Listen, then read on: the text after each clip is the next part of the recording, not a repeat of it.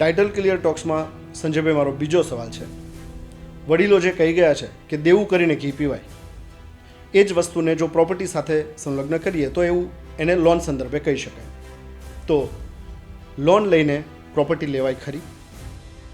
મારી જેટલી સમજણ છે એ પ્રમાણે આને જોખમનો મુદ્દો કહેવાય કે જોખમ ઉઠાવવાની ક્ષમતાની આ વાત આવી.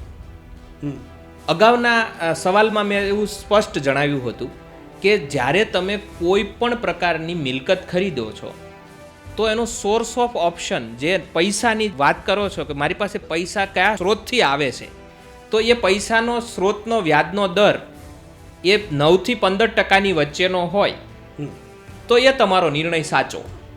પછી ચાહે એ 10 લાખનો હોય, 50 લાખનો હોય કે 2 કરોડ રૂપિયાનો હોય. મને એટલી સ્પષ્ટ ખબર પડે છે કે પ્રોપર્ટીનો જે રાઇઝ છે એ 15 થી 25%નો છે જ. એટલે દેવું કરીને ઘી પીવાનો જે મુદ્દો છે ને, એને આપણે એક બહુ સરળ અને સહજ વ્યવસ્થાપનમાં મૂકી દેવો જોઈએ. જો તમે એવું વિચારશો કે મારી પાસે બધું ભંડોળ ભેગું થઈ અને પછી હું પ્રોપર્ટી ખરીદવા જઈશ, તો લગભગ 85 થી 90% કેસમાં તમે નિષ્ફળતા તમને મળે. પણ તમે એવું સ્પષ્ટ આજે બાંધી લ્યો કે ભાઈ હું ગમે તે પરિસ્થિતિની અંદર મિલકત વસાવીને જ રહીશ. અને વડીલોએ જે વાત કીધી છે કે ભાઈ પ્રોપર્ટીના ખાસ કરીને કેસની અંદર દેવું કરવું જોઈએ, અને દેવું કર્યા પછી એના વળતરની સાથે જો તમે એની સુસંગતતા તપાસીશો તો તમારો નિર્ણય એ પોઝિટિવ સાબિત થશે. થાય તો બધાને એવું મને લોન મળી જશે, પણ કેવી રીતે મળે એ ગણતરી નથી સમજાતી હોતી. લોનની બાબત આવે ને ત્યારે 3 મુદ્દાને ધ્યાન પર લેવામાં આવે છે. પહેલો મુદ્દો છે કે જે પ્રોપર્ટી તમે લઈ રહ્યા છો એનું વેચાણ કિંમત કેટલી છે. બીજો મુદ્દો છે એની જે પ્રોપર્ટી છે એનું વેલ્યુએશન કેટલું છે. અને ત્રીજો મુદ્દો એવો છે કે જે તમને લોન તમે લઈ રહ્યા છો તો એ લોન ભરપાઈ કરવાની તમારી ક્ષમતા કેટલી છે. હવે પહેલા મુદ્દા સાથે આપણે જતા રહીએ કે કોઈ પણ રેસિડેન્ટલ પ્રોપર્ટી છે એનો દસ્તાવેજ 20 લાખ રૂપિયાનો છે, પણ એની બજાર કિંમત છે એ 25 લાખ રૂપિયા હોય. એટલે એ વેલ્યુએશનના જે વ્યક્તિ હોય એ તમને 25 લાખનું સર્ટિફિકેટ આપે, અને એ બેંક દ્વારા નિર્ધારિત વેલ્યુલર હોય. પ્રાઇવેટ આપણે વ્યક્તિગત વેલ્યુલર ના હોય. સબ રજિસ્ટ્રારની અંદર તમારું ડોક્યુમેન્ટ 20 લાખનું છે, પણ એની સાથે કેટલાક આનુષંગિક ખર્ચાઓ બી થતા હોય, જેમ કે સ્ટેમ્પ ડ્યુટી હોય, રજિસ્ટ્રેશન હોય, જીએસટી હોય, વકીલની ફી હોય, ઓડા એમસી ગુડા જે લાગતું હોય તો એના ખર્ચાઓ હોય, વીજળીના કનેક્શનના ખર્ચાઓ હોય, એ બધું થઈને ખરેખર 25 લાખ થાય છે.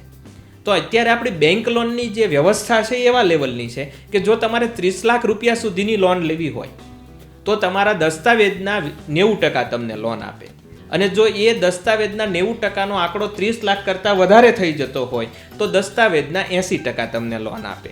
તો હવે આવા કેસની અંદર ખરીદનાર પાસે જ્યારે સ્વભંડોળ બહુ ઓછું હોય, માર્જિન રકમ જેને કહીએ છીએ, તો તે વળી પાછી મિલકત ખરીદી શકતા નથી. ત્યારે બેંકોએ ઘણી એવી એક સરળ બીજી વ્યવસ્થાઓ કરી આપી છે કે ભલે તમારો દસ્તાવેજ 20 લાખનો હોય, પણ અમારા વેલ્યુલર આ વધારાના ખર્ચા કે વધારાનું કામ કે ફર્નિચરનો આંકડો ગણીને અમને વેલ્યુએશન કહેશે તો અમે પણ એના 80 થી 90% લોન તમને આપીશું. તો ઘણી વખત કેવું બનતું હોય છે કે ભાઈ ગ્રાહકની પાસે પરચેસિંગ પાવર ઓફ પેરિટી, એ પોતે લોન લેવા માટે સક્ષમ હોય છે, પણ પ્રોપર્ટીના ડોક્યુમેન્ટ જ્યારે ઓછા હોય ત્યારે એ ઘર ખરીદી શકતા નથી.